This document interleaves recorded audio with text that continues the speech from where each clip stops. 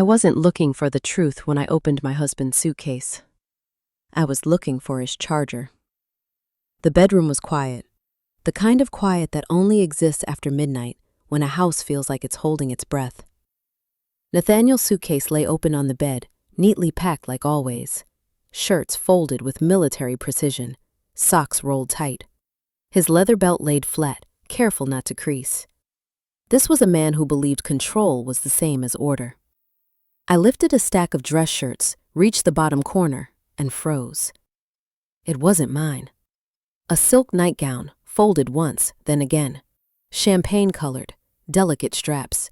Soft, expensive fabric that caught the lamplight in a way that felt almost intentional. The size was wrong. Too small, too light, too young. For a second, my brain tried to save me. Maybe a hotel freebie. Maybe a gift for someone else. Maybe something explainable if I just didn't think too hard. But I knew. I didn't smell it. I didn't touch it longer than necessary. I didn't cry. That was the strange part. No shaking hands, no racing breath. Just a quiet click inside my chest, like a door closing. 12 years of marriage taught me my husband's habits. Nathaniel never packed carelessly. He never made mistakes like this. Which meant this wasn't a mistake at all. I sat on the edge of the bed and stared at the wall. The clock read 1:17 a.m. Outside, a car passed, tires hissing against wet pavement. Life went on, unaware that something irreversible had just happened in a quiet suburban bedroom. I thought about calling him. He was asleep in the next room, his phone on the nightstand, face down like it always was. One word from me would have shattered the lie instantly. But I didn't want noise. I wanted precision. Because if this woman believed she was winning, if my husband believed I was blind, then they both deserved the same thing. A surprise so carefully planned, it would follow them long after the silk was forgotten. And as I folded the nightgown back into the suitcase, a calm settled over me that should have scared me, but didn't. By morning, the game would already be in motion. I didn't sleep that night, not because I was crying, but because my mind wouldn't stop working. When betrayal finally shows its face, it doesn't always arrive like a storm. Sometimes it comes like a spreadsheet, cold, quiet, and impossible to argue with. By dawn, Nathaniel was still asleep. I lay beside him, staring at the ceiling, already running calculations he never imagined I was capable of making.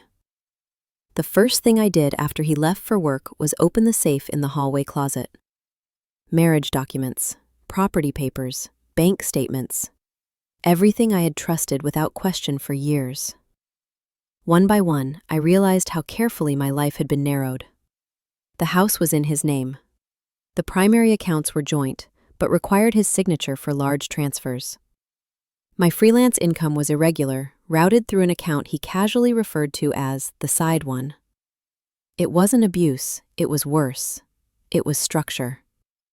Built slowly, politely, with my consent, until leaving felt mathematically impossible. I sat at the kitchen table with my laptop open, coffee going cold beside me. Outside, the neighborhood moved on as usual. Dog walkers, delivery trucks, a woman jogging past in headphones, unaware that my marriage had just crossed a line it could never uncross. I searched my name in old emails, found contracts I'd let expire, clients I'd gently stepped away from because Nathaniel's job needed flexibility. I had done all the right things, and somehow that had left me with no leverage at all. For the first time, fear crept in.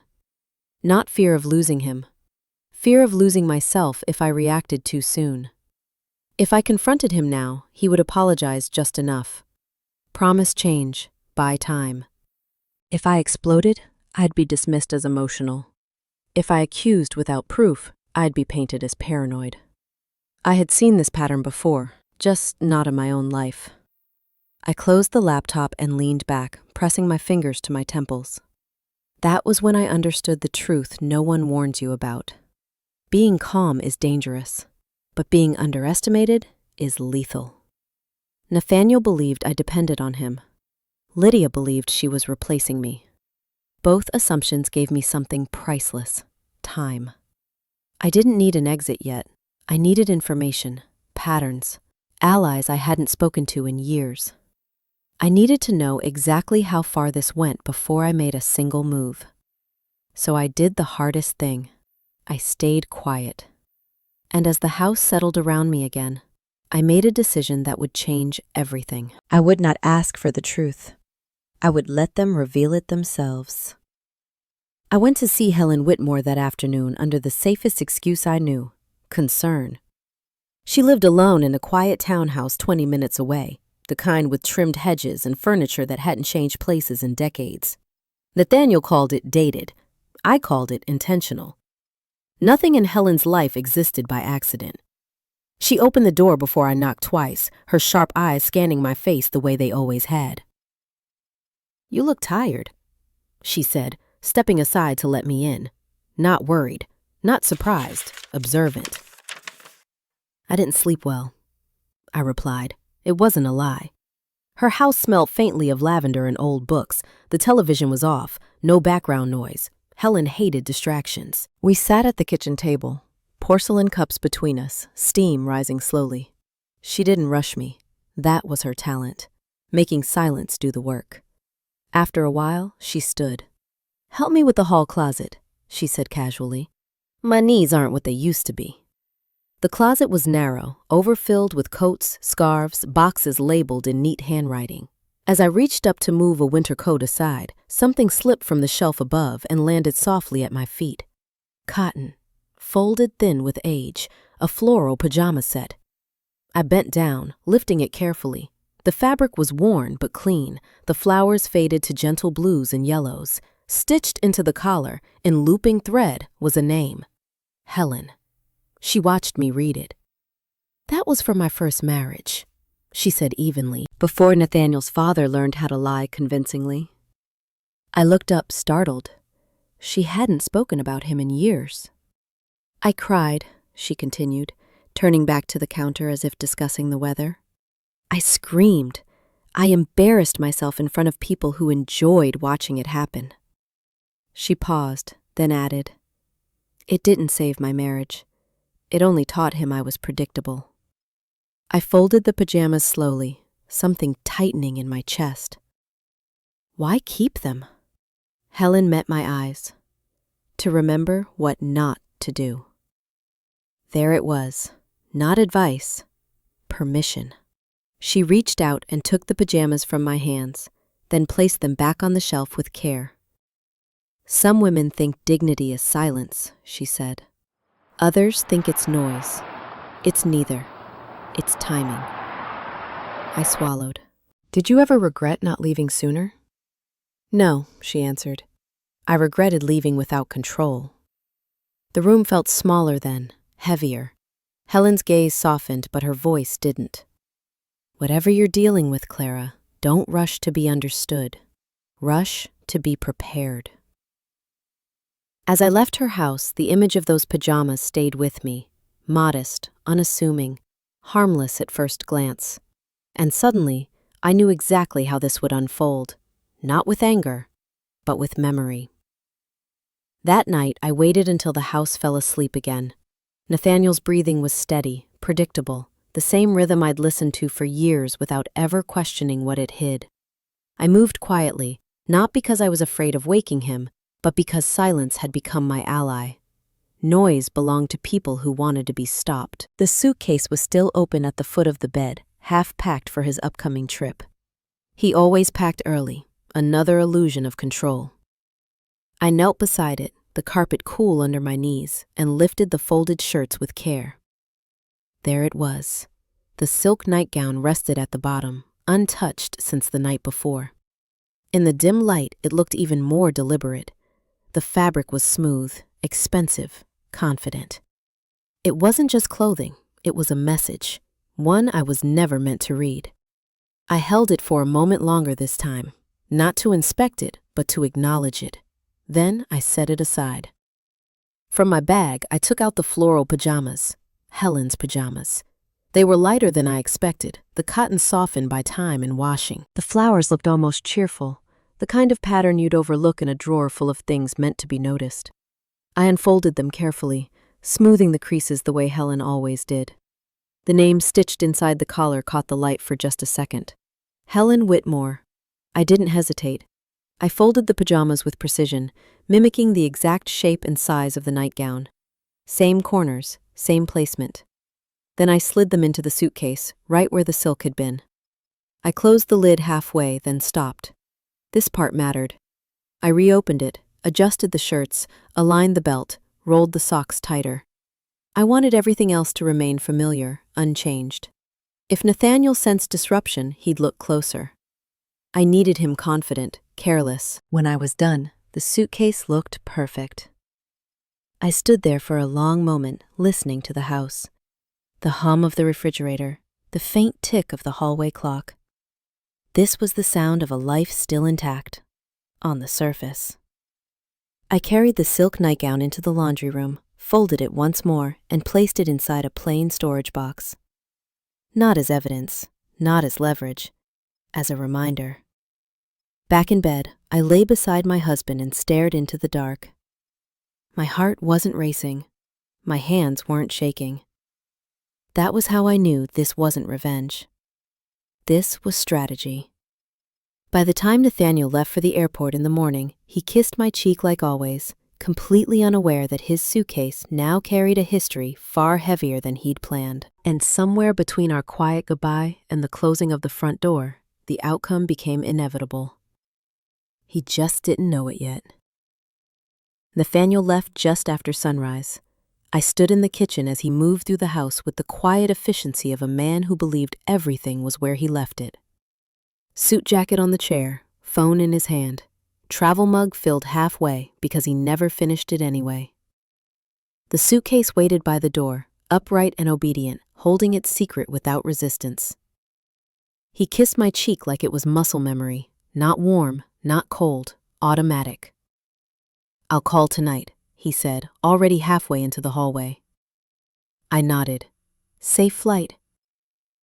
The front door closed with a soft click.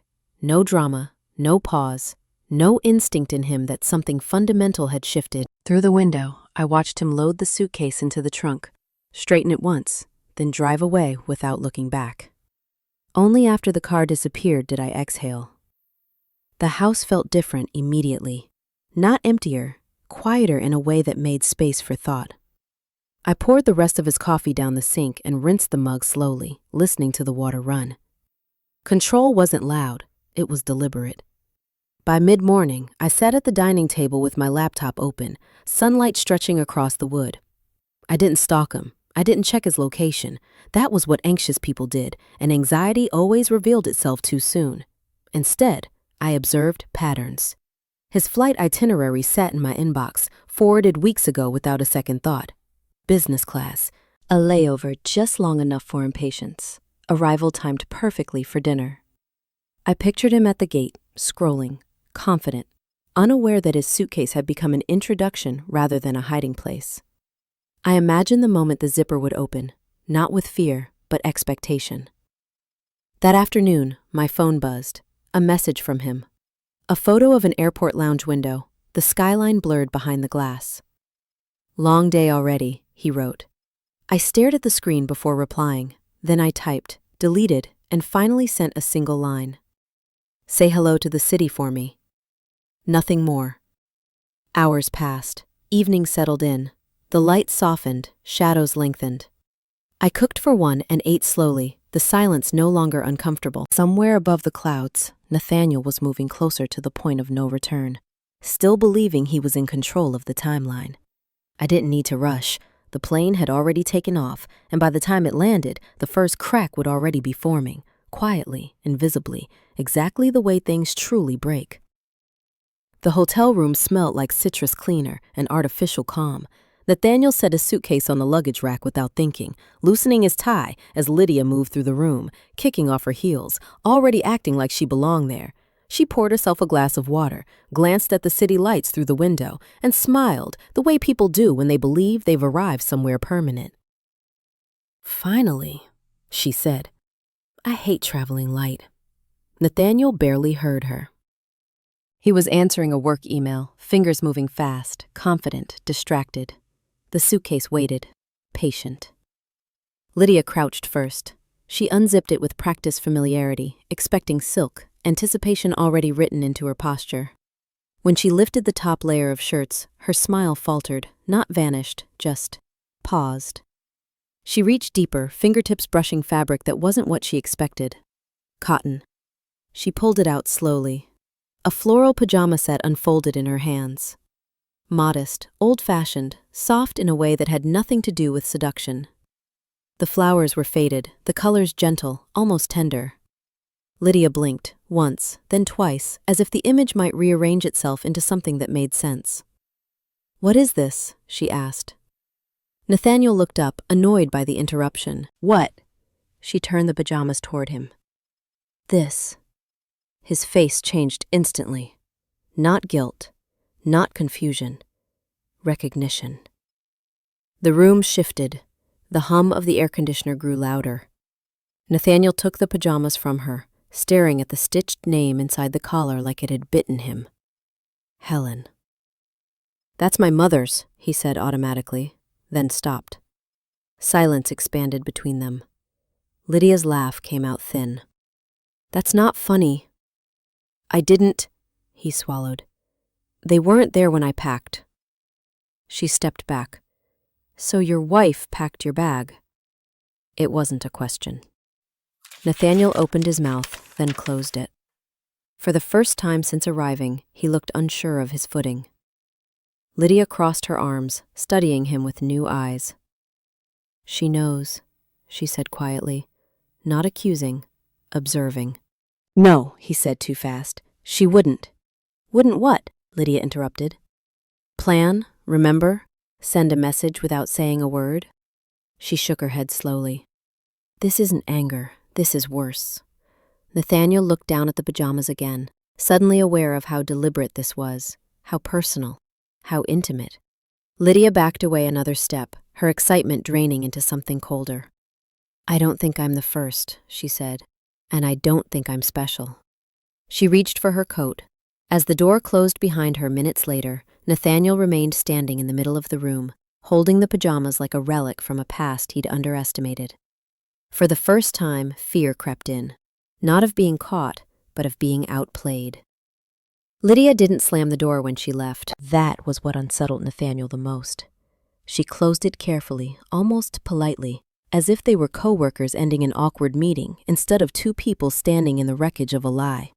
The click of the latch echoed longer than it should have, filling the room with the quiet that pressed against his chest. Nathaniel stood frozen, the floral pajamas still in his hands. He hadn't chased her. Pride had stopped him first, then something colder, calculation. Chasing would mean admitting this mattered, and admitting that would mean acknowledging who really held the upper hand. He folded the pajamas once, then again, slower this time. The cotton resisted his movements, creasing imperfectly. He placed them on the bed like an object that deserved respect, not disposal. Only then did it sink in. This hadn't been meant for Lydia. There was no shouting, no confrontation, no message demanding answers. Just a single, unmistakable signal delivered with surgical precision. Clara hadn't exposed him. She had introduced herself, properly, to the woman he thought he was hiding. His phone buzzed. A text from Lydia, already detached. "I'm not doing this. Whatever you told yourself about her, you're wrong." He typed a reply, deleted it. Typed again, deleted that too. Anything he said now would sound small, reactive, defensive. He set the phone face down on the desk, suddenly aware of how often he'd done that at home. Across the room, the city lights flickered through the window, distant and indifferent. Nathaniel sat down on the edge of the bed, rubbing his hands together, trying to regain a sense of orientation. For years, he had believed control came from secrecy, from managing information, from deciding what people were allowed to know. But this wasn't secrecy. This was exposure without spectacle. Clara hadn't humiliated him publicly. She'd done something far worse. She had humiliated him privately, in a space where there was no audience to impress, no role to perform, no way to spin the narrative. His phone buzzed again. This time, it was Clara. Just one message. "Did you arrive safely?" Nathaniel stared at the screen. His throat tightened. He realized with a clarity that made his stomach drop that whatever response he chose would already be the wrong one. The balance had shifted. The silence between them was no longer ignorance. It was awareness. And awareness, once introduced, could not be undone. He set the phone down without replying, the pajamas still lying between him and the city beyond the glass. For the first time in his life, Nathaniel understood the true cost of underestimating someone who chose silence not out of weakness, but out of control. Nathaniel waited 3 hours before calling. He told himself it was strategy, that silence would buy him time to think, to regain control of a situation that had slipped unexpectedly sideways. In reality, he was afraid. Not of confrontation, but of saying the wrong thing and confirming what Clara already knew. When he finally dialed, it was nearly midnight. The phone rang twice before she answered. "Hey," Clara said, her voice calm, unhurried, as if she were standing in their kitchen instead of miles away from the fallout he was sitting in. "You didn't text back," he said, choosing the safest opening. "I was busy," she replied. No apology, no explanation. Nathaniel swallowed. "I just wanted to check in, make sure you're okay." There it was, the familiar reversal, concern as cover. He'd used it before, always successfully. "I'm fine," Clara said. "How's your trip?" He hesitated. "Long, meetings all day." She hummed softly, the sound neutral, unreadable. "Did you unpack yet?" The question landed heavier than it should have. "Why?" he asked, too quickly. "Just curious," she said. "You always unpack right away. It helps you feel settled." She knew him too well, or maybe she always had. "Yes," he lied. "Everything's fine." There was a pause, not awkward, intentional. "Did you bring everything you needed?" she asked. Nathaniel closed his eyes. "Yes." Another beat of silence, stretched just long enough to make him uncomfortable. "Good," Clara said. "I'd hate for you to feel unprepared." The word echoed in his head. Unprepared. He changed the subject, asked about her day, about the weather, about nothing at all. She answered politely, efficiently, giving him no emotional leverage to grab onto. It felt like speaking to someone who had already stepped out of reach. Just before ending the call, she added casually, "I saw your mother today." His heart stuttered. "You did?" "Yes, she sends her love." Nothing more.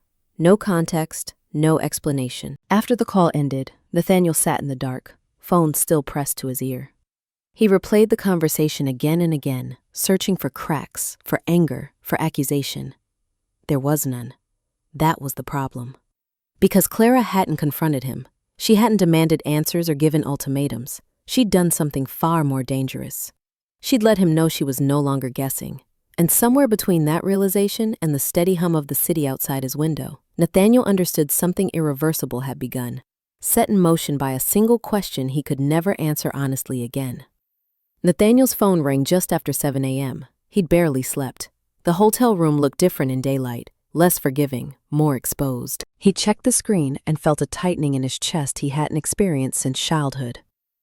"Mother." He answered on the third ring. "Hi, Mom." "Good morning, Nathaniel," Helen said. Her voice was steady, unhurried. "Did I wake you?" "No," he lied automatically. "Good." A pause, not accidental. "I won't take much of your time." He waited. Helen never wasted words. "I wanted to let you know," she continued, "that Clara stopped by yesterday. We had tea." His grip tightened on the phone. "Oh." "Yes." Another pause. "She helped me reorganize the hall closet." The air felt heavier. Nathaniel stared at the carpet, already knowing where this was going and hating that he couldn't stop it. "She's very thoughtful," Helen added. "You always chose well in that regard." "Mom," he said carefully, "is there a reason you're calling?" "Yes," Helen replied. "There is." She didn't raise her voice. She never had to. I noticed something missing from my shelf, she said.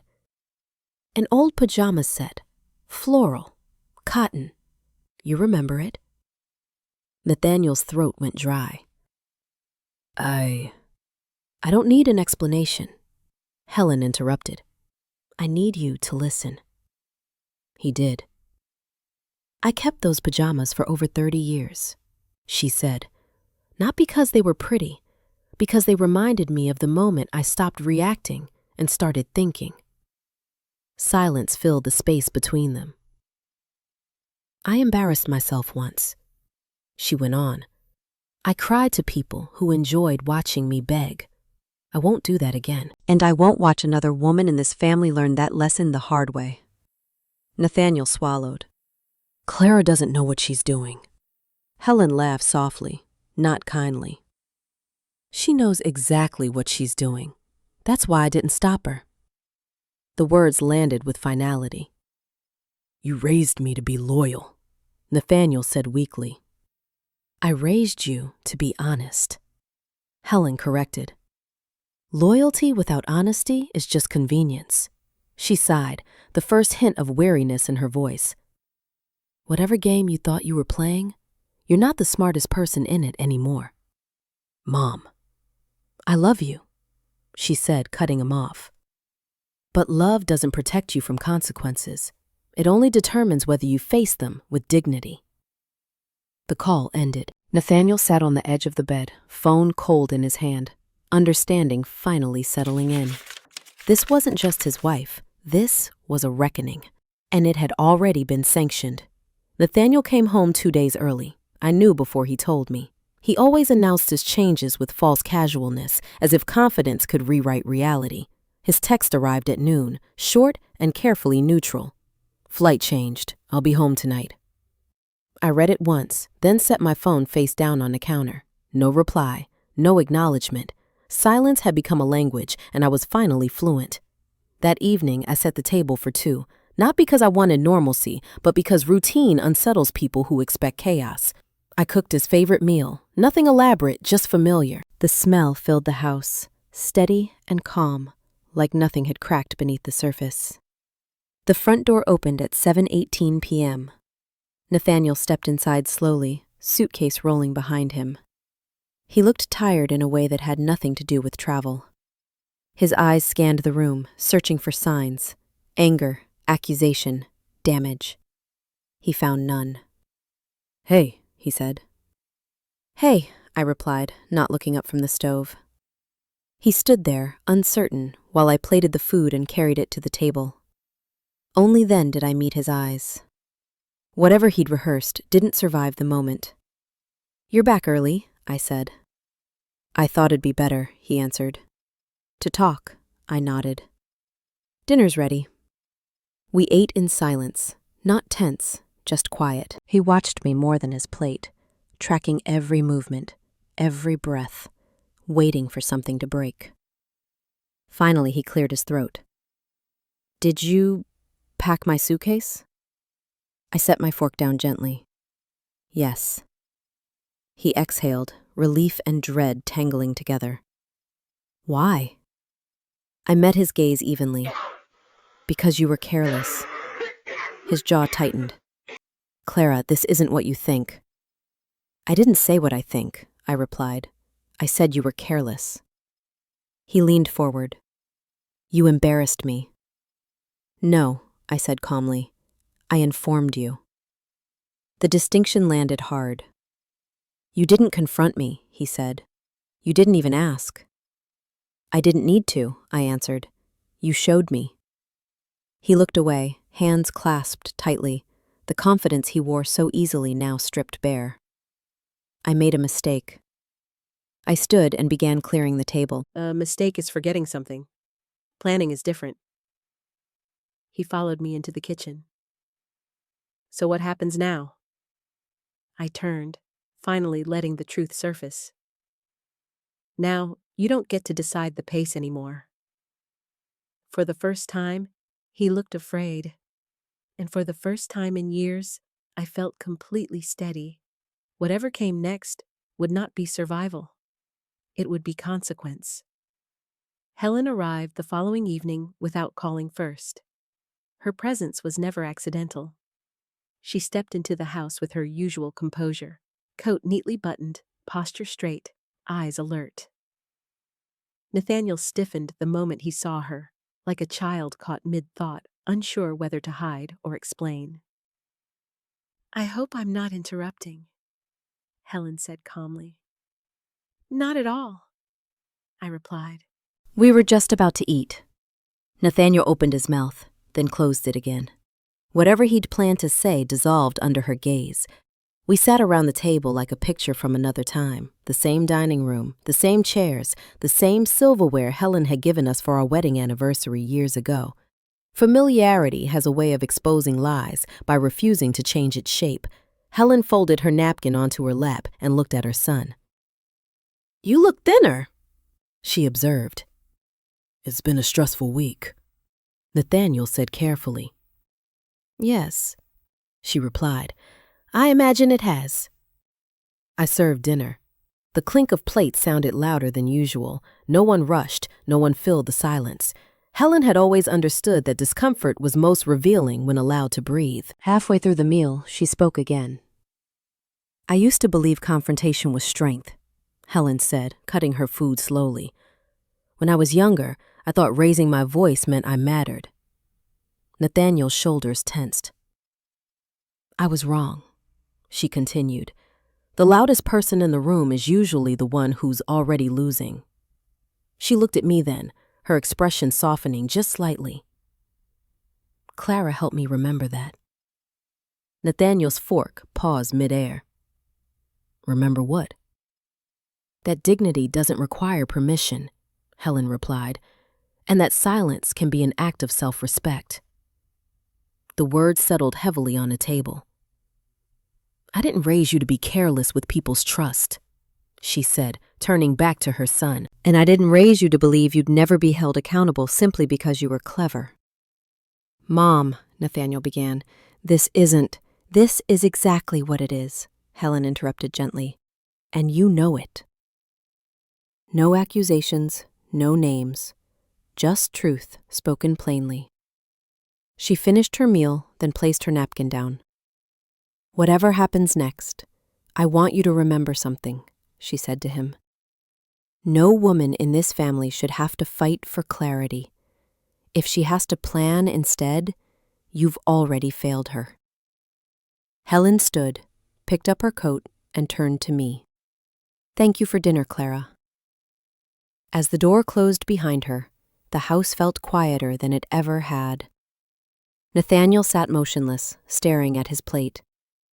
For the first time, there was nowhere left to hide. Nathaniel didn't speak that night after his mother left. He sat at the dining table long after the plates were cleared, his hands folded in front of him, staring at a space that no longer held anything familiar. I let him sit there. Silence had earned its place between us, and I wasn't about to interrupt it. It wasn't until the next morning that he finally tried. I was in the kitchen, sunlight cutting across the counter, when he appeared in the doorway. He looked different, smaller somehow, like the version of himself he used to be before certainty made him careless. "We need to talk," he said. I didn't turn around.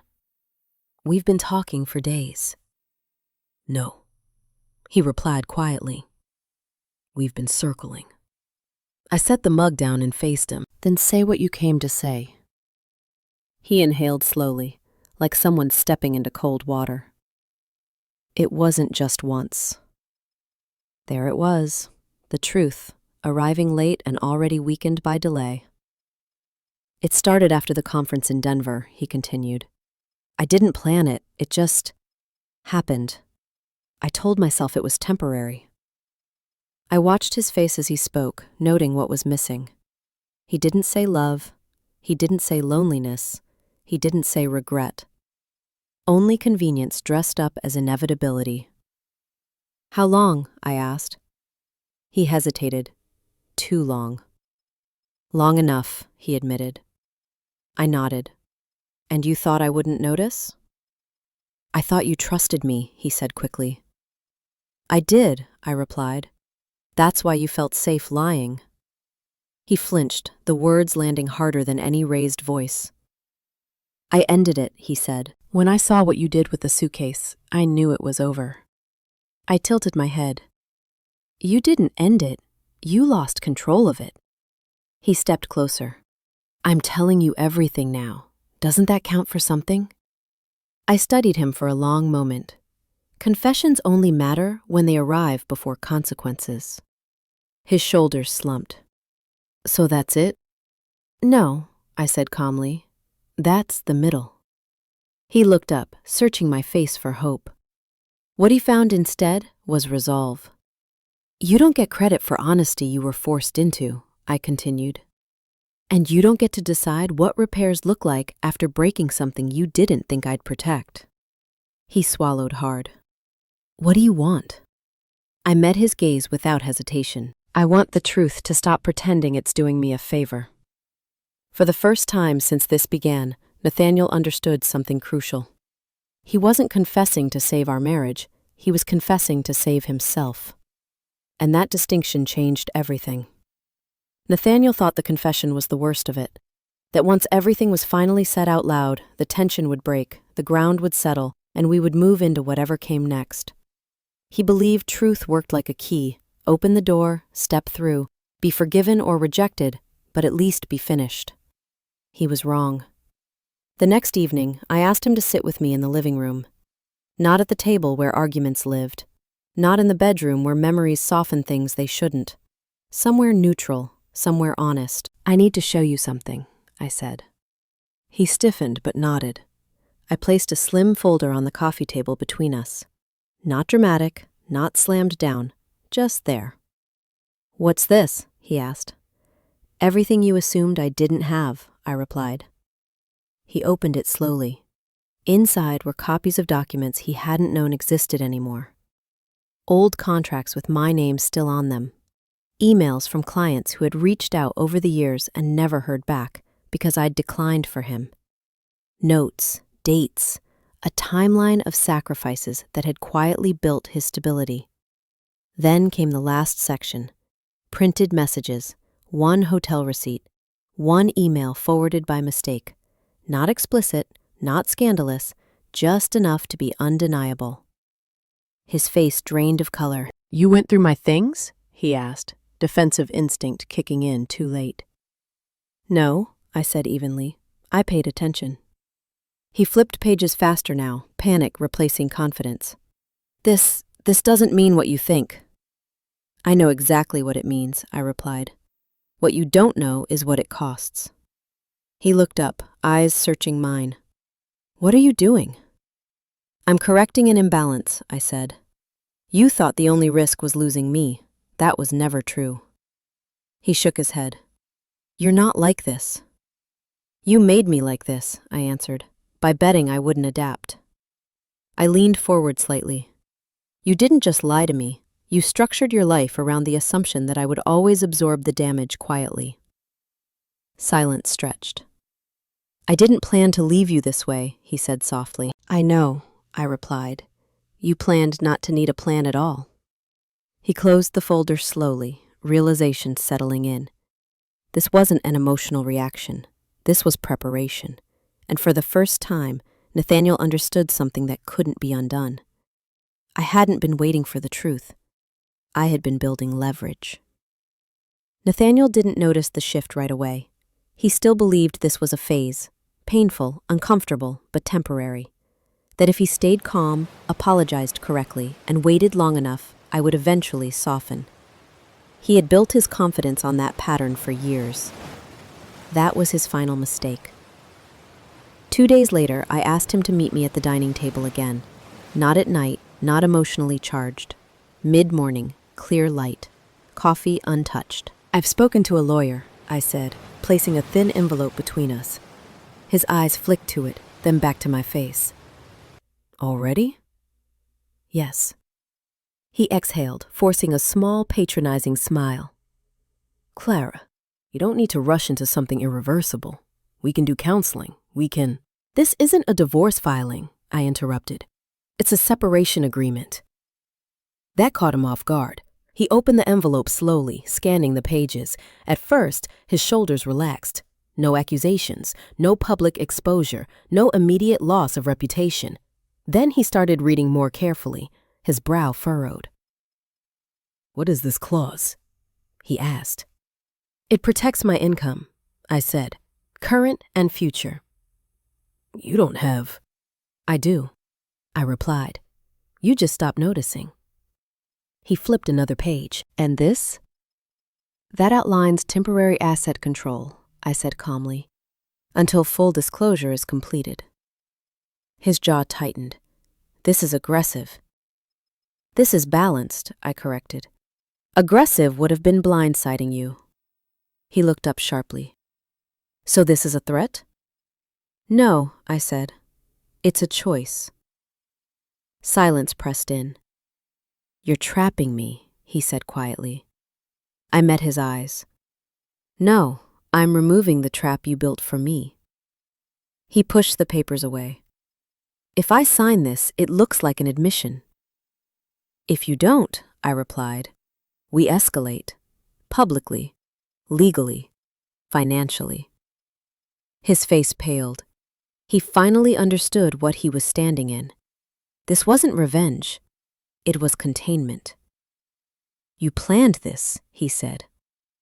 "I prepared," I answered. "There's a difference." He leaned back, staring at the ceiling like it might offer guidance. When he spoke again, his voice was lower. "You always said you hated conflict." "I do," I said. "That's why I chose resolution." The clock ticked loudly in the room. Seconds passed, then minutes. Nathaniel reached for the pen. For the first time since this began, he wasn't choosing what he wanted. He was choosing what he could still afford to lose. And I watched him sign, knowing the hardest part wasn't leaving. It was realizing I no longer needed to. The consequences didn't arrive all at once. They never do. They came quietly, dressed as routine, disguised as meetings and emails Nathaniel assumed were harmless. At first, he didn't tell me. He still believed he could manage this part on his own, that his professional life was a separate territory where he remained untouchable. He was wrong about that too. It started with a calendar change, a meeting removed without explanation, then another added, internal review, scheduled late on a Friday afternoon.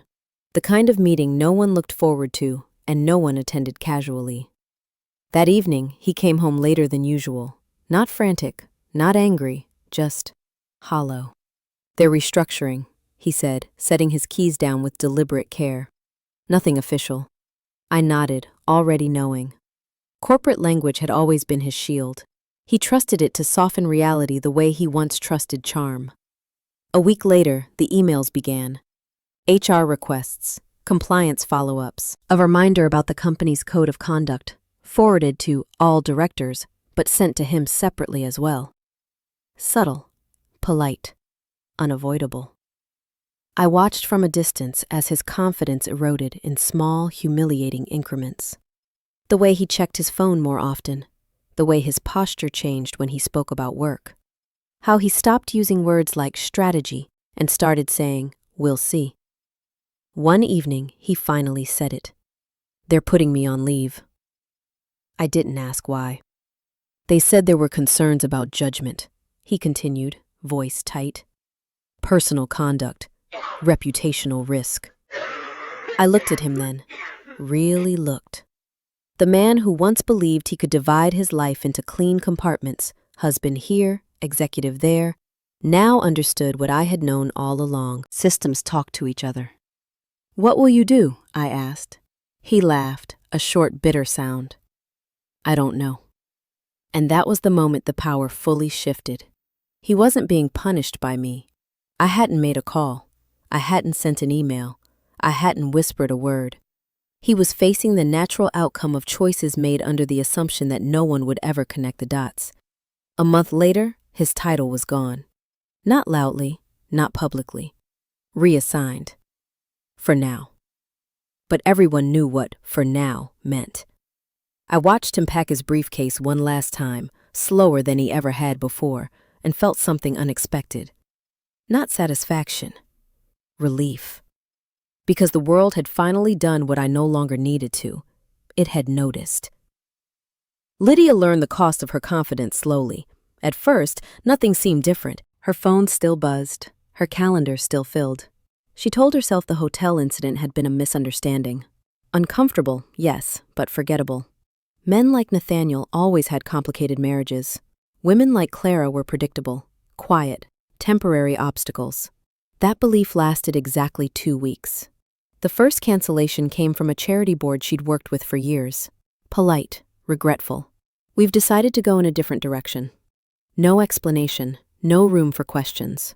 Then another. A luxury brand paused a collaboration, citing alignment concerns. A third asked her to step back from an upcoming event until things settled. What things? Lydia asked aloud to an empty apartment.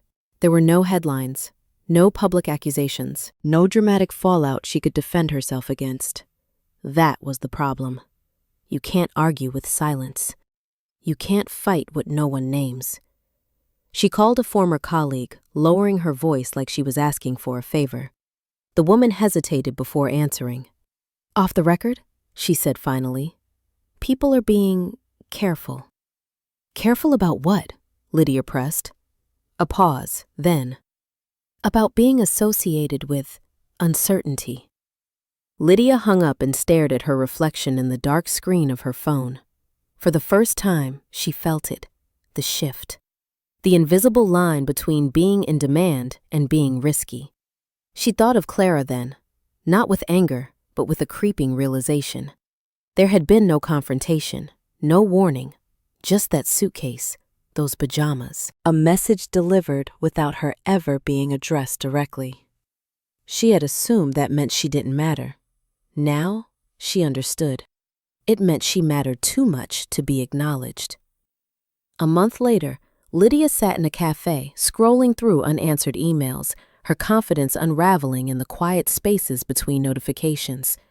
No one owed her an explanation. No one had promised her protection. She had built her ascent on proximity to power, and power, she was learning, never shields the temporary. By the time she accepted a smaller contract, lower pay, no visibility, she finally understood the lesson she'd missed from the start. She hadn't been competing with a wife. She had been stepping into a system already closing ranks. And the price of believing you're special in someone else's betrayal is discovering how replaceable silence can make you. By the time Lydia stopped waiting for a call that would never come, the damage was already complete. Not loud, not cruel, just final. Julian Moore didn't arrive with drama. That was the first thing that struck me. His name appeared in my inbox on a Tuesday morning, buried between vendor updates and client sketches. No subject line tricks, no urgency flags, just 4 words.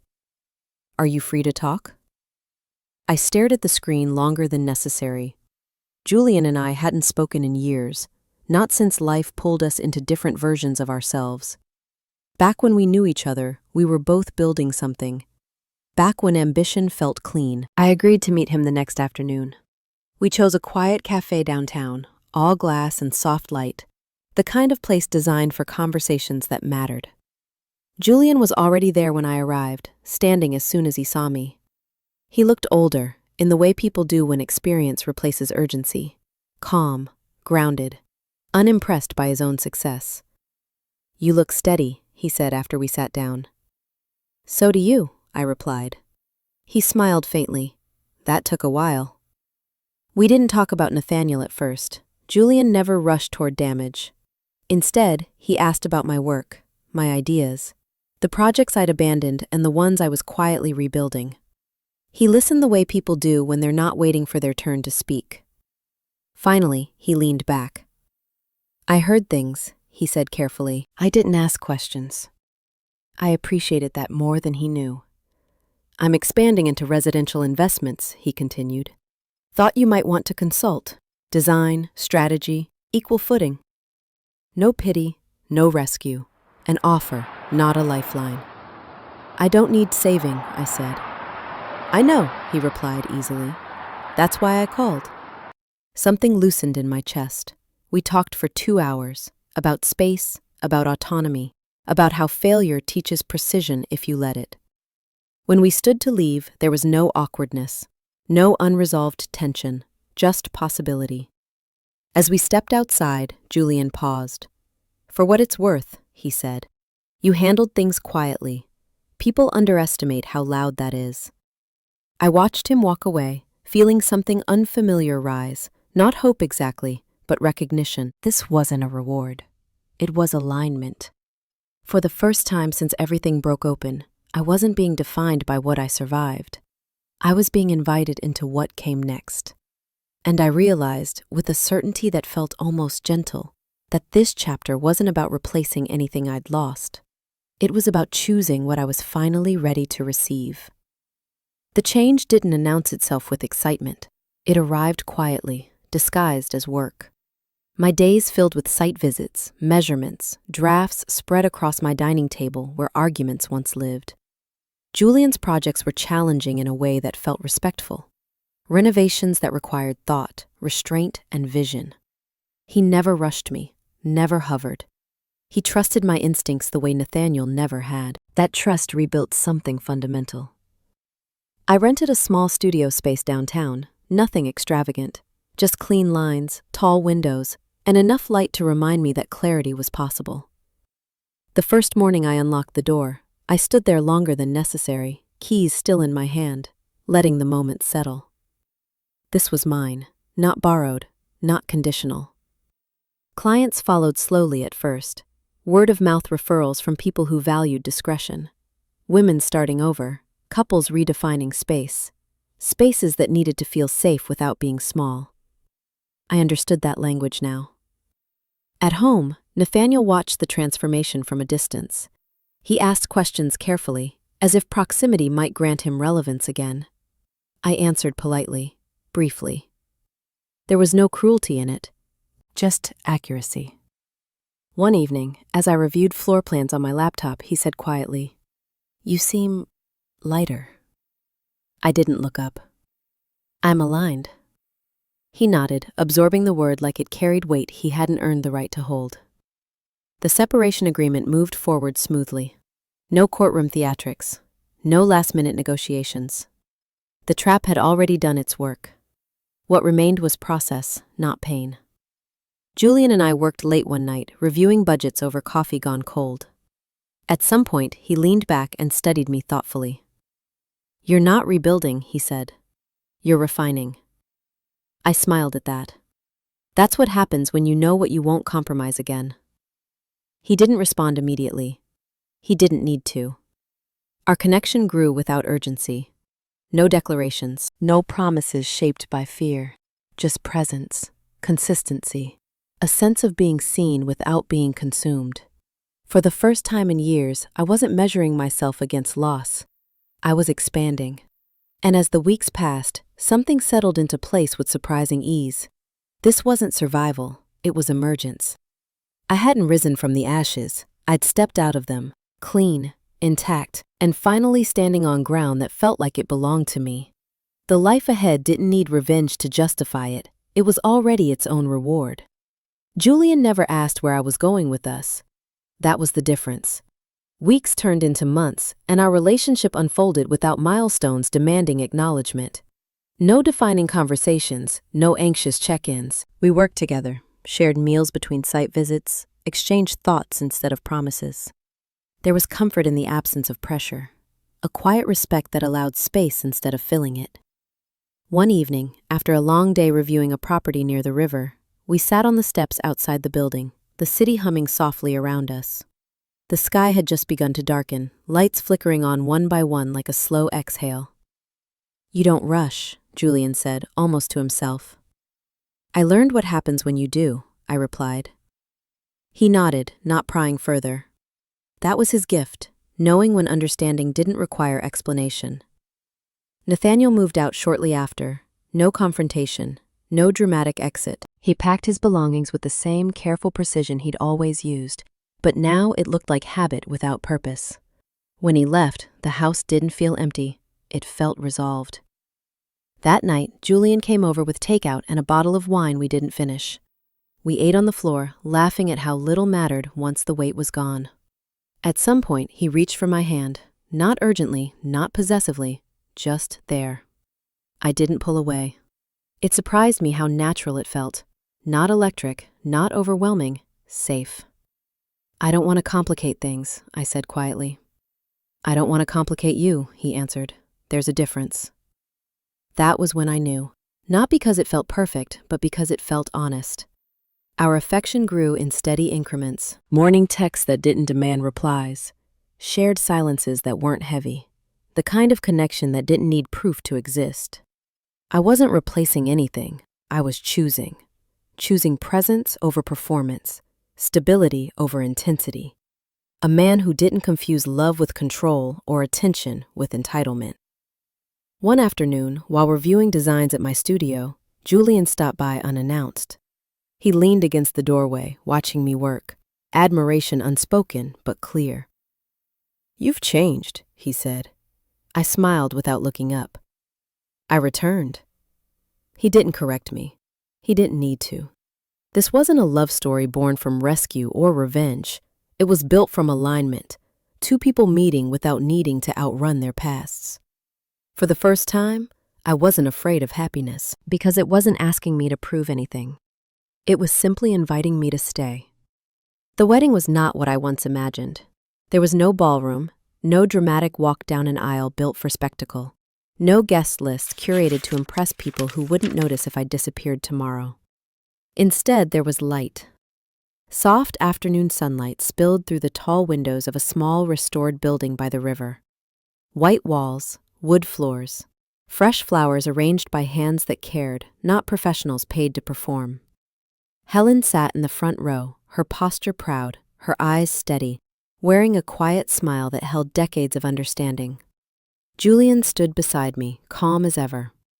When he asked me to marry him, it hadn't been during a crisis or a high point. It was on an ordinary evening. Over dinner we cooked together, dishes still in the sink. "I don't need you," he had said simply. "But I choose you, every day." That was enough. Nathaniel did not attend. He wasn't invited, and he didn't ask to be. By then his life had narrowed into something smaller, quieter. He had moved cities, changed roles, learned, too late, what it meant to underestimate someone who refused to break loudly. I didn't hate him. I didn't need to. As I stood there, hand in Julian's, I felt no urge to prove anything, to him, to anyone. The vows were simple, honest, built on presence, not promise. When I spoke, my voice didn't shake. I wasn't afraid of losing this life, because it wasn't built on illusion. Afterward, we celebrated with a small group, friends who had witnessed the rebuilding, not just the result. Laughter was easy, real. Helen held my hands and whispered, "You didn't just survive, you learned."